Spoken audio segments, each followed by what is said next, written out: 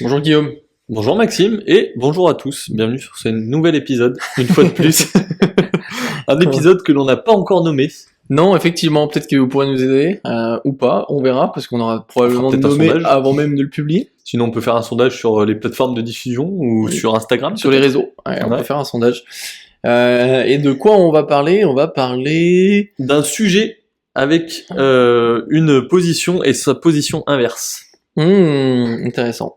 Alors, qu'est-ce que ça veut dire? Bah de toute façon, vous avez vu moi, le nom de moi, l'épisode. les termes que j'ai utilisés, et toi, tu voulais en utiliser peut-être d'autres.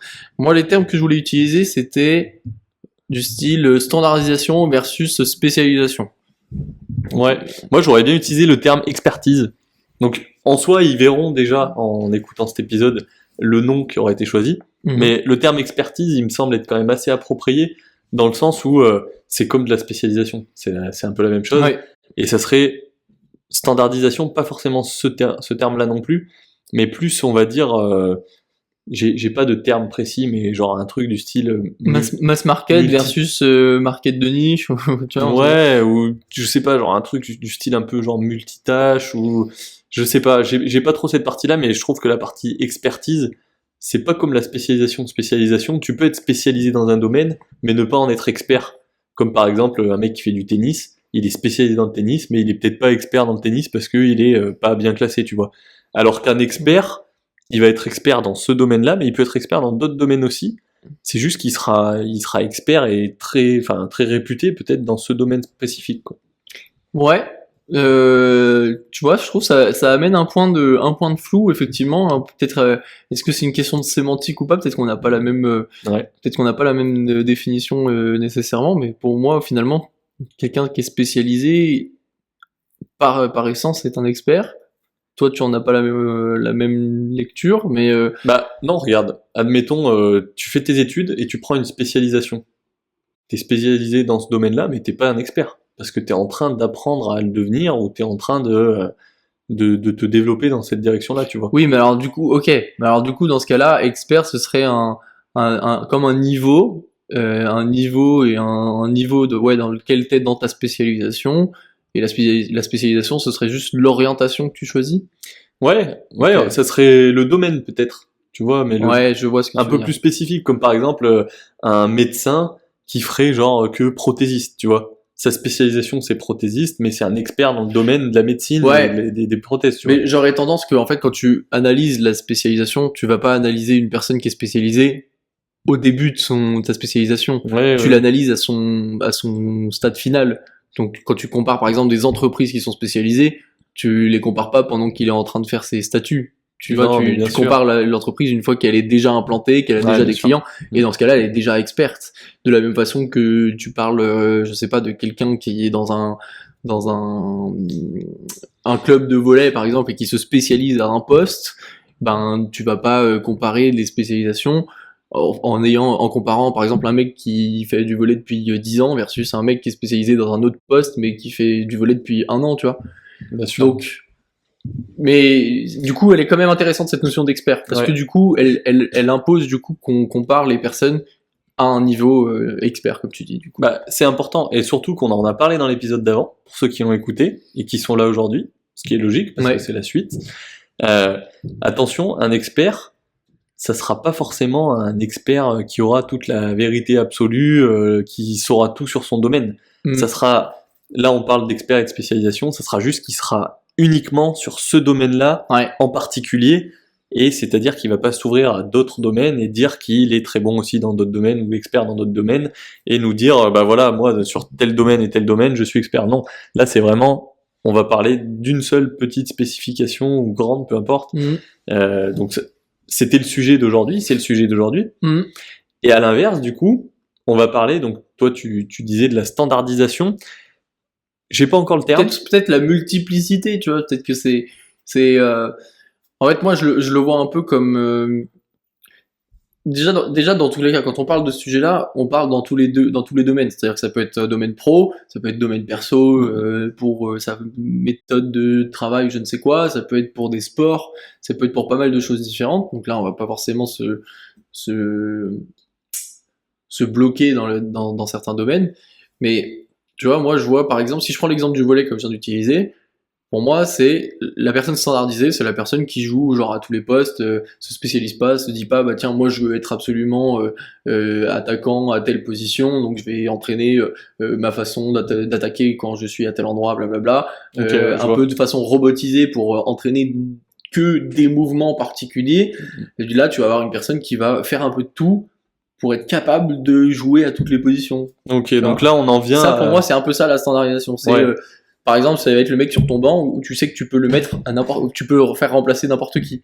Mais il ouais, sera beaucoup moins performant que la personne qui s'est entraînée bien sûr. spécifiquement dans chaque truc. Mais par contre, il sera plus performant que la plupart des personnes que tu pourrais mettre à ce poste-là. Oui. Parce que du coup, il est quand même meilleur que la grande moyenne des personnes à tous les postes. Ouais. Parce qu'il est pas spécialiste, mais il est bon dans tous les milieux, on va dire. Mhm. Et bah du coup, je trouve que ça part bien pour cet épisode.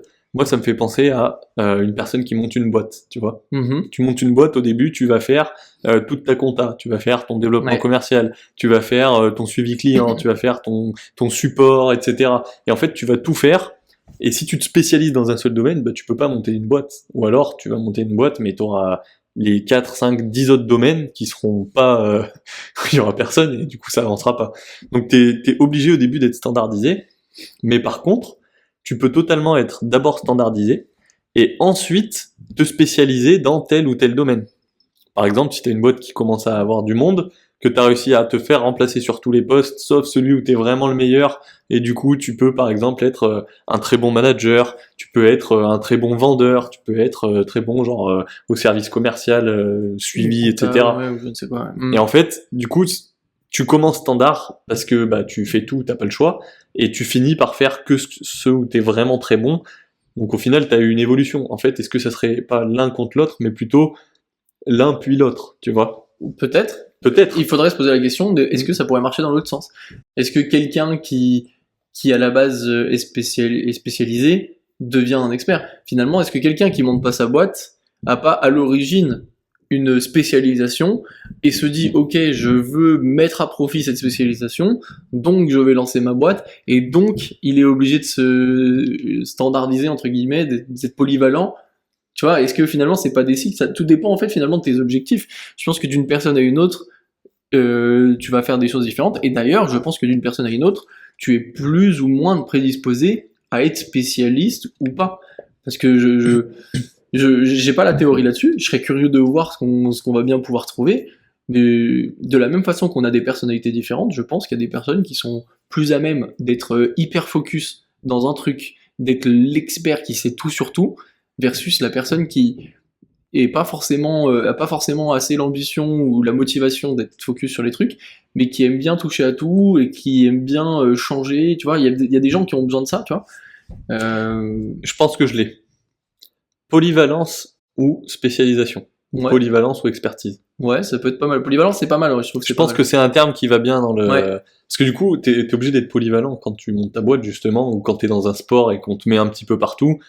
Mais du coup, tu seras, je pense, obligé d'être amené vers une spécialisation sur l'un des pans de ce domaine-là. Quand tu fais du volley, bah il y a forcément un poste qui va t'aller mieux que les autres, tu vois, où t'as ta personnalité, les réflexes que t'as, les façons de penser, et peut-être des fois tu vas être plus meneur de jeu, tu vas être plus attaquant, tu vas contrer, enfin peu importe, tu vois. Bah en fait, dans une boîte, dans le sport, dans tous les domaines, c'est un peu la même chose. Tu vas commencer par être polyvalent, jusqu'à tâtonner un peu et arriver jusqu'à ce qui te corresponde réellement, là où tu vas t'épanouir, comme un Messi attaquant, comme j'en sais rien, un Barthez gardien. Mais est-ce que c'est obligé ça finalement? Est-ce que tu pourrais pas avoir des personnes où pour avoir le truc qui leur irait parfaitement, ce serait peut-être un entre-deux de deux postes au volet par exemple. Et du coup, comme ce poste-là n'existe pas, ils se plaisent un petit peu dans un des postes, mais pas totalement, plaisent un petit peu dans un des postes, mais pas totalement, et du coup ils ont pas ce juste milieu. Au final, ils sont bloqués entre guillemets à un endroit où ils sont obligés d'être polyvalents s'ils veulent pouvoir subvenir à tous leurs besoins en termes de kiff, tu vois, j'imagine. Parce Ouais, que je vois.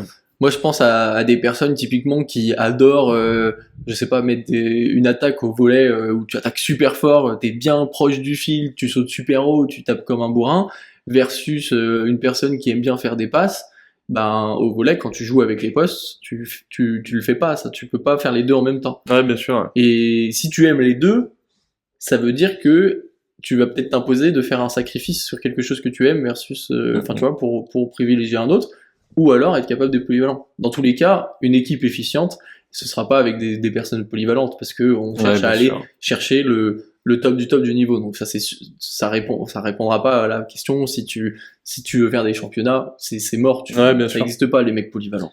Mais En fait, je pense qu'elle est là, la limite. Elle est en fonction de tes objectifs, c'est ce que tu disais. c'est ça. C'est est-ce que tu veux performer ou est-ce que tu veux survivre, enfin entre guillemets. Si tu veux survivre, tu peux être polyvalent, tu peux tout faire, t'arriveras à le faire. Pas de la meilleure des façons, mais t'arriveras à le faire pour survivre. Si tu veux performer, tu peux pas être polyvalent, ou alors c'est contradictoire. Bah là, oui, je suis d'accord sur le domaine du sport, typiquement. Mais par contre, dans le domaine d'une entreprise, un mec qui reste polyvalent toute sa vie pourrait réussir à très très bien vivre et faire de la thune comme il veut. Enfin voilà. Ouais. Et très bien s'en sortir et être très content. Et dans le même sens, un mec qui choisit de se spécialiser pourrait aussi faire les mêmes résultats.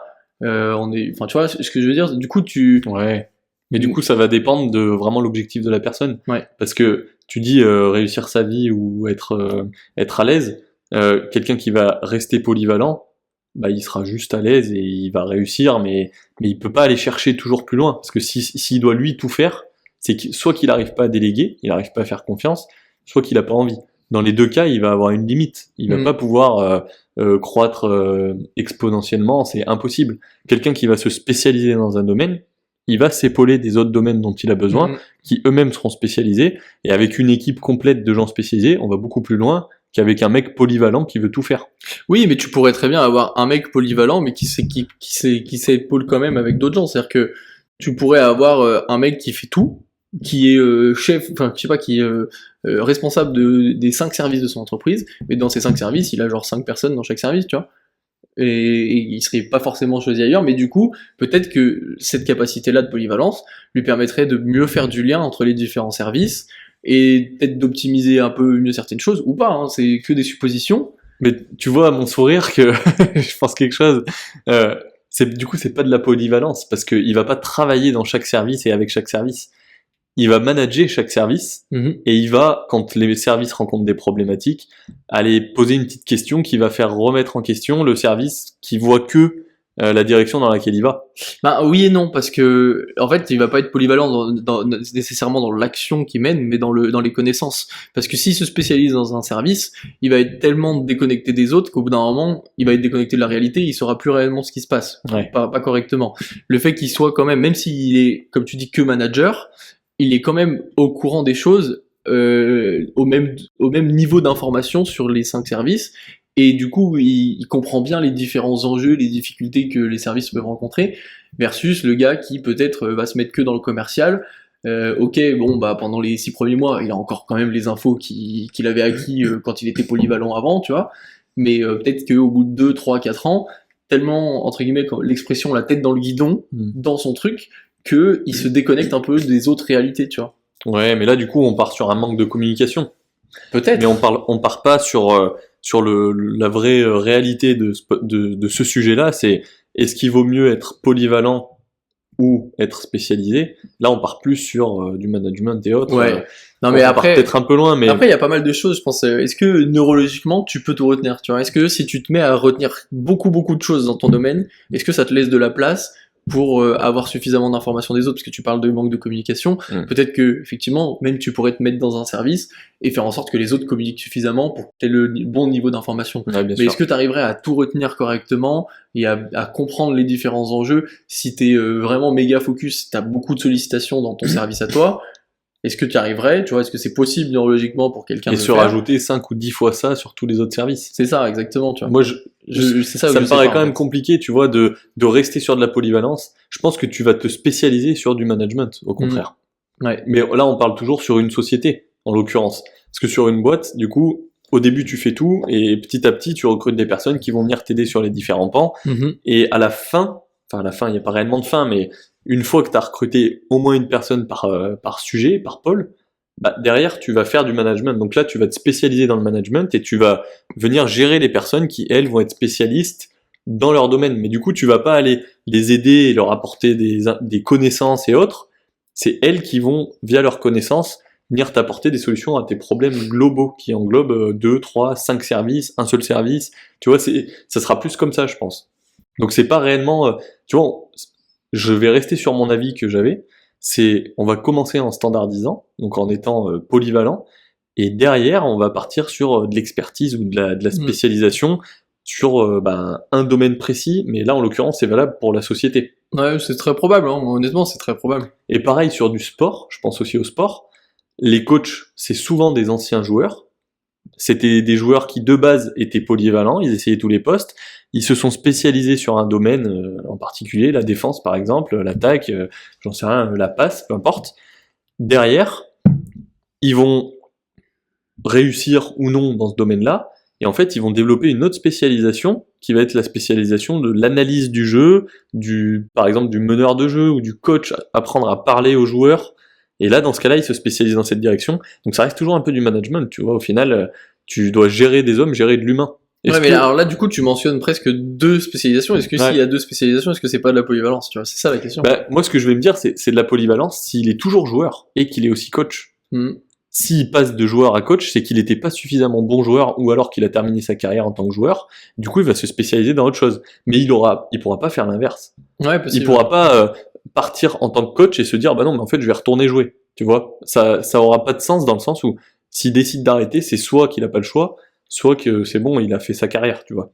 S'il retourne jouer, il sera pas aussi performant qu'avant, et il y en aura d'autres qui seront plus performants. Par contre, tout ce qu'il aura vécu avant, tout ce qu'il aura traversé comme épreuve et réussi dans sa carrière, il va pouvoir en tant que coach, et se spécialiser en tant que coach, derrière le rétribuer aux joueurs et leur dire, voilà les gars, moi j'ai connu ça comme ça, je sais ce que vous ressentez, mais c'est pas grave. Enfin, tu vois, il va avoir cette façon de parler qui va être adaptée à ses joueurs. Et pareil pour un dirigeant, il va se dire, en fait, j'ai connu ces galères-là sur la compta. J'étais pas aussi bon que ce que toi tu peux l'être, mais j'ai connu ces galères-là. Moi, c'est comme ça que j'ai réussi à le résoudre, etc.